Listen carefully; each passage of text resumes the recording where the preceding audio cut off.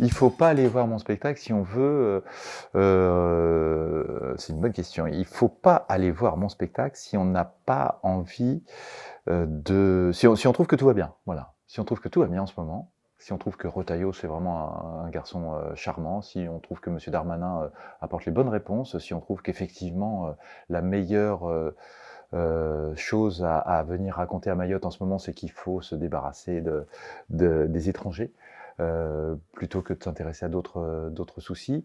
Si on trouve que, bah, ouais, c'est quand même c'est assez sain de voir, nos forces de l'ordre, agir telles qu'elles, agissent, bah, c'est pas la peine, d'aller voir ce spectacle, oui, bien sûr. C'est pas du tout indispensable. Par contre, si on a envie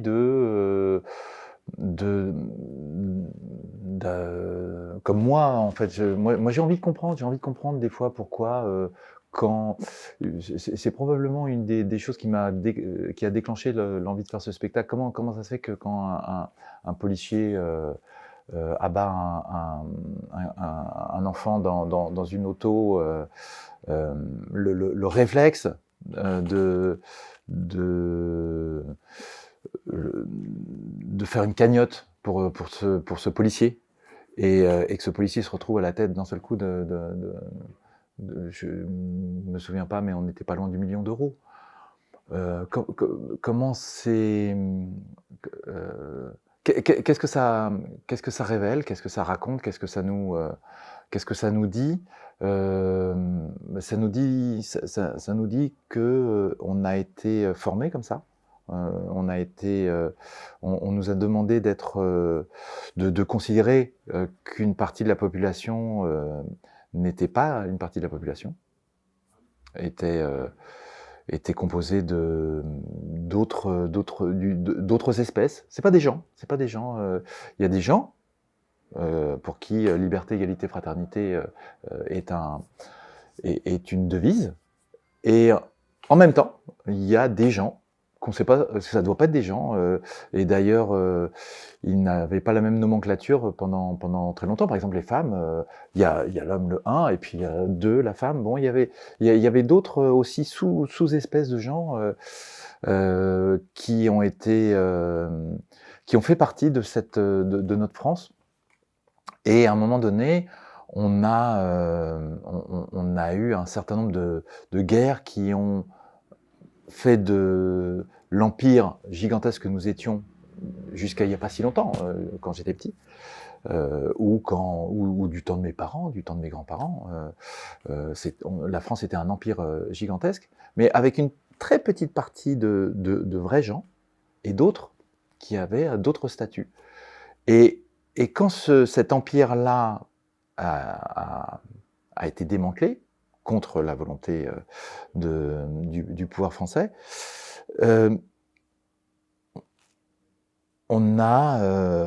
s'est retrouvé avec, des gens de plein d'horizons, différents dans notre petit hexagone d'aujourd'hui, et il a fallu les considérer comme des gens. Et on n'a rien dit sur ce qu'ils étaient avant qu'il faille les intégrer à notre République. Et ça m'a contrarié parce que, moi je me souviens, moi je suis né, en Picardie, à Saint-Quentin. J'ai vécu, très longtemps avenue du Général de Gaulle, et le Général de Gaulle, son nom était sur la plaque, alors que je suis né, hein. C'était le héros, c'était le héros de la paix, c'était le héros de la Seconde Guerre mondiale, l'homme qui a fabriqué la paix avec l'Allemagne. Et fabriquer la paix, j'ai découvert, plus grand, que c'était un travail extraordinairement difficile, extraordinairement important, utile, qui fait que on a fabriqué la paix avec le héros, avec l'ennemi héréditaire, avec, et il a fallu cette fabrication de la paix, elle n'a pas été simple. Et il a fallu, on a fabriqué les villes jumelées, on a fabriqué des choses ensemble dans des usines, on a fabriqué jusqu'à et longtemps, quand moi j'étais au lycée, il y a eu une chaîne de télé allemande, une chaîne de télé française, on a fabriqué Arte, enfin voilà. Et fabriquer Arte, c'était pour moi d'un seul coup découvrir. Moi c'est comme ça que j'ai découvert plein de choses de la culture allemande que je connaissais pas du tout, vraiment. Et ça m'intéressait parce que dans l'imaginaire familial que j'avais, l'allemand c'était encore ma grand-mère ne supportait pas d'entendre un mot d'allemand. C'était l'ennemi, c'était incompressible.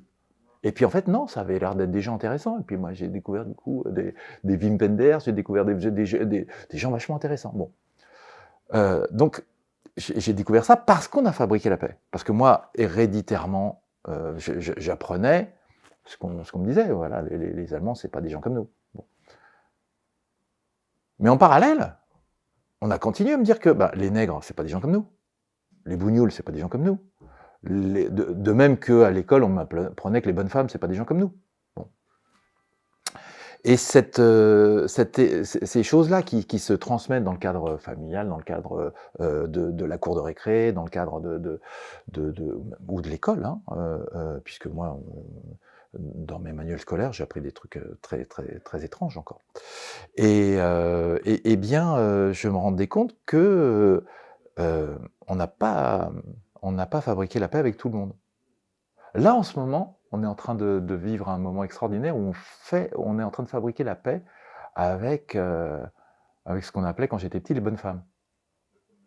D'un seul coup, elles se mettent à avoir des droits, elles se mettent à avoir le droit de parler, de s'exprimer et de dire ça me va pas, ça me va pas, ça me va pas. D'un seul coup, c'est embêtant parce que on avait des habitudes. Moi, en tant que mâle blanc dominant de 60 balais, je vois à peu près ce que c'est que les bonnes femmes, quoi. Et il se trouve que j'ai fait ce travail-là quand même un petit peu plus tôt, et je vois bien la difficulté pour un grand nombre de mâles blancs dominants français d'accepter que le pouvoir n'est pas que dans les mains d'une certaine partie de la population. Ça a été long, hein. Ma grand-mère, quand elle était petite, elle n'avait pas le droit de vote, hein. Elle avait même pas le droit de grand-chose. Moi, du coup, juste quand j'étais petit, on avait le droit de tuer sa femme. Bon, c'était pas bien, hein. On pouvait avoir une grosse amende, hein. On pouvait vraiment être condamné. C'était moins grave que de tuer un cheval ou un chien, mais quand même, c'était pas bien. Vraiment, on pouvait vraiment se faire gronder. Et puis, mais bon, en même temps, qu'est-ce que vous voulez, c'était les crimes passionnels. C'est bien malheureux. Bon, voilà, ça, il y a une bascule. Et maintenant, bon, quand on tue un enfant qui n'est pas tout à fait considéré comme de la même espèce biologique que les Français, qui serait une espèce d'espèce biologique, eh ben, on a des gens qui trouvent que, voilà, si un policier a tué un enfant un sous-français, on va lui attribuer une très grosse prime, parce que quand même, c'est bien ce qu'il a fait. Bon, j'ai du mal avec ça, voilà. J'ai du mal avec ça, et je ne pense pas que je ne pense pas que ce soit la faute de ce policier-là. Je pense pas que ce soit la faute des gens qui se disent tiens, on va lui filer, on va lui mettre des sous dans une cagnotte. Je pense que quand c'est un problème à ce point qui concerne la société, et pas juste quelques individus, c'est un problème qui nous regarde. Alors, faut le regarder. S'il nous regarde, faut le regarder en face, et je propose de regarder ça dans ce spectacle-là, qu'on se pose pendant 2 heures, et à travers mon exemple à moi, de Lambert moyen, de ce début de deuxième quart du XXIe siècle, j'essaye de comprendre comment ça se fait que j'ai jamais appris qu'il y a eu une guerre en Algérie, en même temps qu'une guerre au Cameroun. Qu'est-ce qui s'est passé au Maroc en même temps? Qu'est-ce qui s'est passé au Vietnam en même temps? Qu'est-ce qui s'est passé dans plein d'endroits? Alors le Vietnam, ça s'appelait l'Indochine du temps de l'occupation française. Et comment ça se fait que... Alors, j'ai rien vu de tout ça, j'ai rien vu de tout ce qu'on appelle de tout ce qu'on appelle l'après-guerre. Ce que j'ai appris à être l'après-guerre, bah, c'était des guerres. Et le problème, c'est que ma fille, au fur et à mesure de sa scolarité, a appris la même chose que moi. Alors qu'il y a un nombre d'historiens, on le sait sur ce site, Place Audin, on est quand même un peu au courant que les historiens ont fait le boulot. Et on s'en sert pas à l'école. Alors là, ça me... Là, il y a un truc qui là, dit quelque chose d'autre.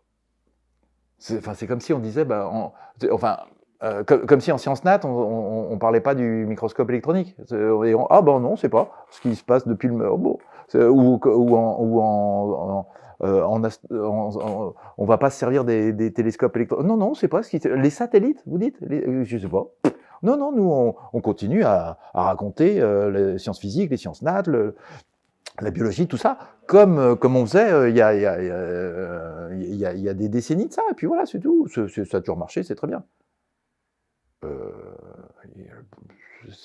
Ouais, ça m'embête, moi. Ça m'embête que ma fille ait passé un trimestre sur la Première Guerre mondiale.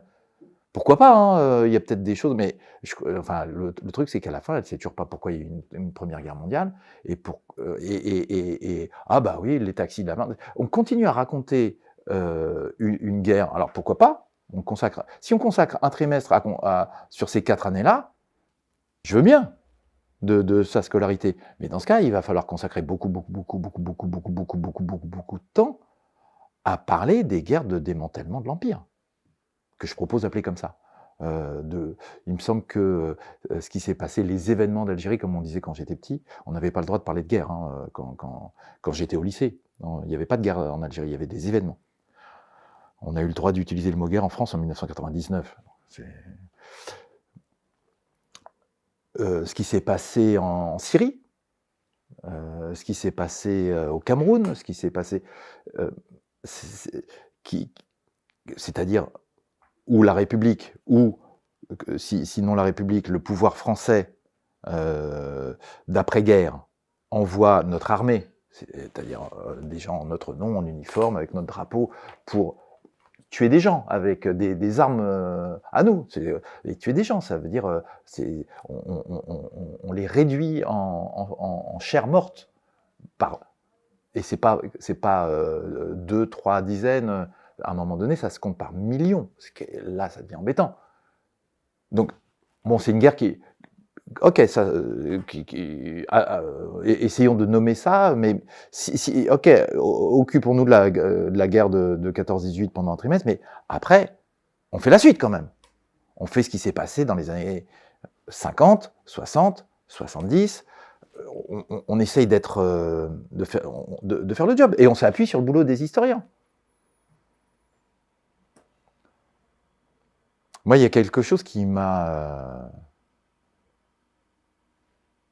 sidéré il y a quelques années, c'est quand le président de la République, Emmanuel Macron, il y a 2 ans, je crois, est allé au Cameroun, à Yaoundé, à rencontrer le président camerounais Paul Biya, et qui se font interpeller sur la guerre du Cameroun. Et sa réponse a été de dire, écoutez, il y a des historiens qui ont regardé ce qui s'était passé, le terme de guerre a été employé, bon, mais moi je vais, avec mon copain Paul Biya que j'ai, je vais faire une commission avec des gens dedans qui vont examiner le truc et puis voir s'il faut parler de guerre ou pas. Mais c'est à qui de raconter l'histoire? C'est au pouvoir ou c'est aux historiens? Il me semble bien que les historiens, ils ont fait le boulot. Je vais prendre dans ma bibliothèque un bouquin de Thomas Deltombe, j'ouvre, et je dis « Ah ouais, quand même, je prends un bouquin... » Ça existe, on n'est pas sur des... et puis c'est pas des farfelus, c'est pas des gens qui mettent juste des petites sottises dans leur coin. C'est pas des saltimbanques comme moi qui font coin-coin, c'est des gens sérieux. Et là, considéré avec une telle autorité, que non, non, c'est moi que je vais décider si c'est une guerre, c'est moi que je vais décider ce que c'est que l'histoire. D'accord. Ben non, pas d'accord. Alors voilà, bah, moi, mon boulot, je suis saltimbanque, je raconte des histoires, bah, je me sers de l'histoire, je vais voir les historiens, j'essaye de comprendre, ce que je comprends pas et puis je le propose sur un créneau qui est celui du théâtre et puis qui est pratique le théâtre, ça permet d'aller un peu partout, je vais dans des facs, je vais dans des théâtres, je vais dans des cinémas, je vais dans des, salons, improbables, sur le plateau du Larzac, je vais dans des tas d'endroits, différents avec ma petite valise et puis je raconte cette histoire-là, qui me semble être nécessaire et puis en plus tant qu'on le peut. Je je tant qu'on a cette liberté-là et ce qui devient de plus en plus difficile, bah, je pense qu'il faut voilà, c'est ce qui me semble nécessaire à raconter en ce moment. Ça fait une question.